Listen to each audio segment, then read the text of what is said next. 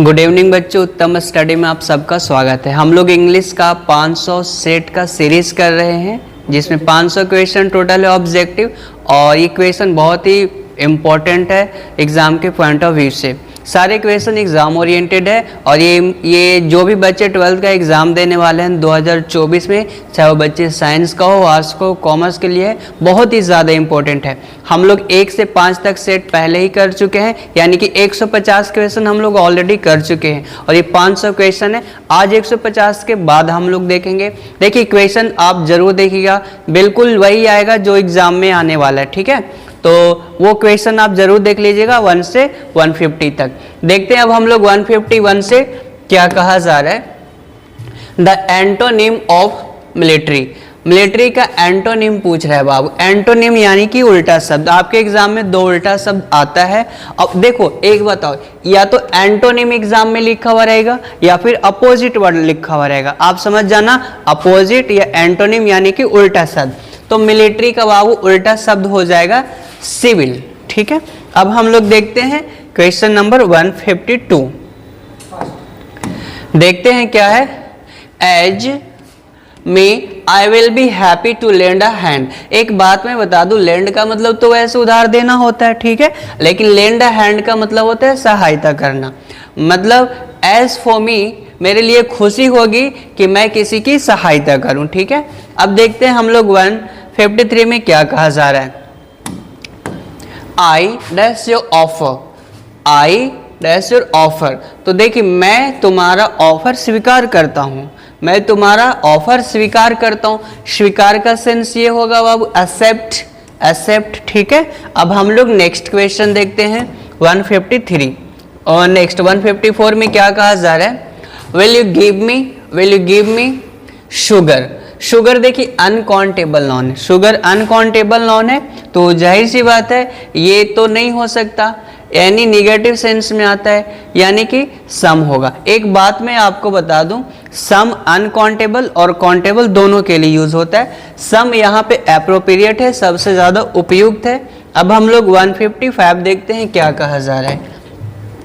I have nothing, I have nothing to से।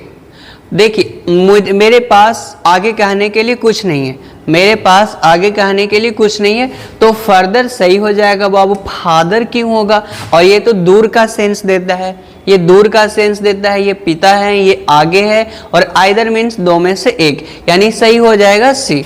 अब देखते हैं हम लोग 156 में क्या कहा जा रहा है।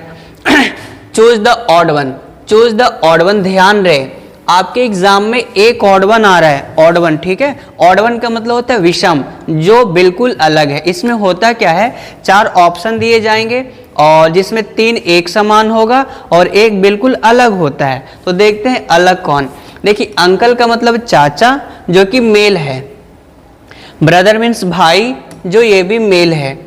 नेव्यू का मतलब भतीजा, ये भी मेल है। लेकिन निश का मतलब भतीजी होता है, फीमेल है। तो ये तीनों A B C Babu same है, ठीक है, और डी हो गया डिफरेंट। अब देखते हैं हम लोग 157 में क्या कहा जा रहा है। 157, he hopes to join dash university सुन। आपको पता होगा, आर्टिकल में आपने पढ़ा होगा, इसका हमें वॉवेल और कॉन्सोनेंट देखकर आर्टिकल नहीं लगाना है, हमें देखना है उसका प्रोनाउंसिएशन, उसका उच्चारण, कि वॉवेल साउंड है या फिर कॉन्सोनेंट साउंड है। जब आप इसका प्रोनाउंसिएशन करेंगे और लिखेंगे तो यू आएगा, और अगर यू आ गया बाबू, मैं आप बता देता हूं, अगर आ ई का कोई भी लेटर आ जाएगा तब एन लगेगा, और आ ई का लेटर ना आए तो बाबू ए लगेगा, यानी सही आंसर हो जाएगा 157 का ए। नेक्स्ट क्वेश्चन देखते हैं 158 में क्या कहा जा रहा है। 158 में है Japan is also called the land of the rising sun. उगता हुआ सूरज बाबू, उगता हुआ सूरज का देश कहा जाता है, यानी 158 का ए हो जाएगा। अब देखते हैं 159 में क्या कहा जा रहा है। Dash dash you got any money. आपको पता होगा बाबू, यहाँ पे है यू गॉट एनी मनी। अब जाहिर सी बात है ये सब्जेक्ट यू है तो यहाँ पे वर्ब आएगा इसी के अकॉर्डिंग। आप मुझे बताओ क्या यू के साथ हैज फिट बैठ रहा है? नहीं। गॉटेन यू, ये तो कैसा बेहुदा सा ऑप्शन है, इज नहीं तो हैव हो जाएगा। देखिए एग्जाम में आपको काम क्या करना है ना कि सभी ऑप्शन को देखना है, अचानक से बिना सभी देखे क्लिक आपको नहीं कर देना है, नहीं रंग देना है, सभी ऑप्शन को ध्यानपूर्वक देखना है। अब हम लोग देखते हैं 160 में क्या कहा जा रहा है, who can prevent me from doing this. चलिए मैंने आंसर आपको बता दिया, क्योंकि मैं आपको एक्सप्लेन करके बताता हूँ। देखिए प्रिवेंट क्या है, प्रिवेंट का मतलब होता है बाबू बचना या बचाना, और प्रिवेंट के साथ फिक्स्ड प्रीपोजिशन का यूज होता है प्रिवेंट फ्रॉम, से बचना, प्रिवेंट फ्रॉम यानी कि फ्रॉम हो जाएगा। अब हम लोग देखेंगे 161 में क्या कहा जा रहा है। 161 बहुत ही अच्छा क्वेश्चन लग रहा है देखने में। सम ऑफ द इमीडिएट, अरे वाह। अब देखिए जो क्वेश्चन स्टार्ट हुआ है सभी लिटरेचर का है, ठीक है, और लिटरेचर अनडाउटली आपने बहुत अच्छे से पढ़ा होगा। देखिए some of the immediate and brilliant results of modern inventions are too maddening to resist is from. बाबू ये जो लाइन है पूछा जा रहा है कौन सा चैप्टर का लाइन है, तो कौन सा चैप्टर का लाइन है। अभी जो नया नया इन्वेंशन हो रहा है, आविष्कार हो रहा है, उसके पीछे लोग पागल हो चुके हैं। नए नए आविष्कार जो हो रहे हैं उसके पीछे कौन सा चैप्टर में यूज हुआ है बताइए। आपको पता होगा Indian civilization and culture Bharat is my home, उसमें ये सारे सेंटेंस का यूज हुआ है, यानी सही हो जाएगा 161 का डी। अब देखते हैं हम लोग नेक्स्ट क्वेश्चन क्या कहा जा रहा है। नेक्स्ट क्वेश्चन में है, नेक्स्ट क्वेश्चन पढ़िए। I can only assure you that I enter this office in a spirit of prayerful humility and total dedication। ये भी बहुत ही अच्छा चैप्टर है बाबू, बहुत ही इंपॉर्टेंट चैप्टर है, ये आपने जरूर पढ़ा होगा, सेकेंड चैप्टर है शायद आपके बुक का। तो मैं आपको बता दूं कि आई कैन ओनली अश्योर, जब आपने पढ़ा होगा भारत इज माई होम, कितना अच्छा वर्ड है ना, Bharat is my home. Doctor Zakir Hussain के द्वारा दिया गया, डिलीवर किया गया ये स्पीच है, जिसमें वो ये लोगों को अश्योर करते हैं कि मैं इस ऑफिस में एंटर कर रहा हूँ पूरी ह्यूमिलिटी के साथ, तो और पूरे डेडिकेशन, पूरे समर्पण के साथ, यानी कि ये भारत इज माई होम का लाइन है। चलिए अब हम लोग 163 देखते हैं क्या कहा जा रहा है। Nanu Kaka was coming to Delhi too, बहुत ही इंपॉर्टेंट क्वेश्चन है बाबू। नानू काका दिल्ली किस लिए आ रहे थे? नानू काका दिल्ली किस लिए आ रहे थे? Visit his sister, visit the hospital, met his nephew, see a minister. आपको पता होगा नानू काका दिल्ली आ रहे थे मिनिस्टर से मिलने के लिए। सही आंसर 163 का डी हो जाएगा। अब हम देखते हैं 164 में क्या कहा जा रहा है।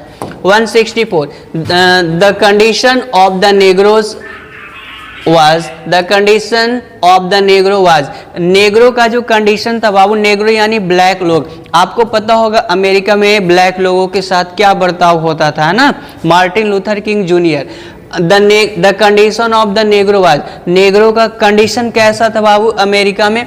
अपेलिंग था, बिल्कुल दयनीय था, बहुत खराब स्थिति था नेग्रो का। अब हम लोग देखते हैं 165 में क्या कहा जा रहा है। 165 who defies the law of Scotland. Scotland आपको मैंने बताया था, स्कॉटलैंड यार्ड जो वहाँ का हेड क्वार्टर है ना लंदन पुलिस की, वहाँ का भी नियम कानून को नहीं मानती थी, वो ग्रेविटी का भी लॉ भी नहीं फॉलो करती थी। कौन थी वो? मैकाविटी, मैकाविटी बाबू, यानी कि मैकाविटी द मिस्ट्री कैट। कितनी रहस्यमयी, कितनी खतरनाक बिल्ली थी ना ये। चलिए अब हम लोग देखते हैं 166 में क्या कहा जा रहा है।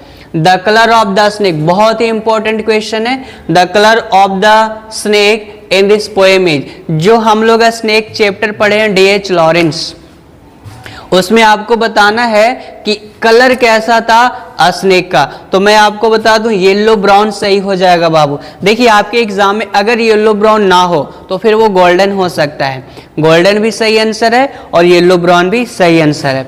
येलो ब्राउन स्नेक को पॉइजनस माना जाता है, वेनमस माना जाता है, और ब्लैक को इनोसेंट माना जाता है सिसिली में। चलिए अब हम लोग देखते हैं नेक्स्ट क्वेश्चन क्या कहा जा रहा है। Question number 107। तो क्वेश्चन दिख नहीं रहा है। क्या हुआ सर? वाह, क्या टाइपिंग कर रहे हैं आप?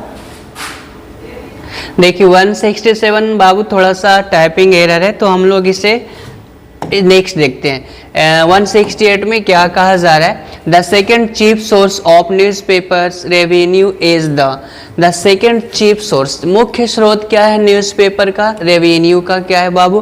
तो इसमें सही आंसर हो जाएगा government, wealth of the honour, politicians and policies.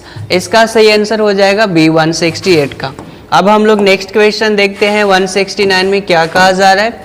For the next 4 or 5 years Benji went on creating more house for more hence. देखो ये कितना अच्छा क्वेश्चन है, और ये तो समझ लो कि मेरा फेवरेट चैप्टर है। आप बताइए कि ये जो लाइन है ये कौन सा कहानी का है कि कौन सा चैप्टर का है?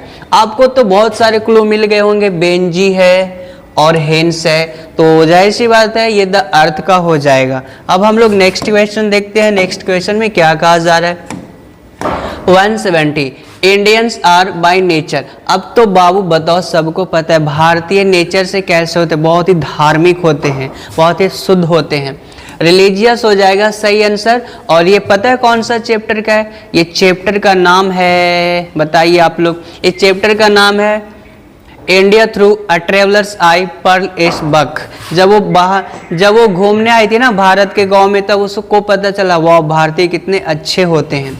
चलिए अब हम लोग नेक्स्ट क्वेश्चन देखेंगे कि नेक्स्ट क्वेश्चन में क्या कहा जा रहा है। बहुत ही अच्छा ये कहानी है बाबू, ड्रामा है, बहुत ही इंपॉर्टेंट, बहुत ही हास्यपद है, ह्यूमरस है। लोमो इज ऑफ स्टेपन चुबोको। लोमो है बाबू, वो कौन है? चुबोको का। तो नेबर हो जाएगा बाबू, पड़ोसी हो जाएगा, ठीक है। अब हम लोग नेक्स्ट देखते हैं 172 में क्या कहा जा रहा है। लोमोवो वांट्स टू मैरी। लोमोवो है बाबू, शादी करना चाहता था। किससे शादी करना चाहता था? अ मैरिज प्रपोजल का एक क्वेश्चन है। राइटर है एंटोन चोखोव, जो कि रूस के हैं, और वो बाय प्रोफेशन एक डॉक्टर हैं। तो आप बताइए Lomov wants to marry Jessica, Susan, Florence, Natalia. अरे बाबू फ्लोरेंस तो द अर्थ वाला है ना, बेंजी की वाइफ, तो बेंजी की वाइफ से ये शादी क्यों करेगा? नतालिया सही आंसर हो जाएगा 172 का। अब हम लोग देखते हैं 173 में क्या कहा जा रहा है। H.E. Bates worked for some time as a. H.E. Bates जो द अर्थ के राइटर हैं, वो और किस चीज में वो काम कर चुके हैं? डॉक्टर, जर्नलिस्ट, सिंगर और एक्टर। बहुत जो H.E. बेट्स है, जब अबाउट द ऑथर आप पढ़ेंगे उसमें आपको मिल जाएगा, वो एक जर्नलिस्ट भी थे। H.E. बेट्स एक जर्नलिस्ट भी थे। चलिए आज हम लोग इतना ही देखेंगे, बाकी का अगले एपिसोड में देखेंगे। चलिए बहुत बहुत धन्यवाद आप, और दोस्तों के साथ शेयर जरूर करिए। चलिए गुड नाइट।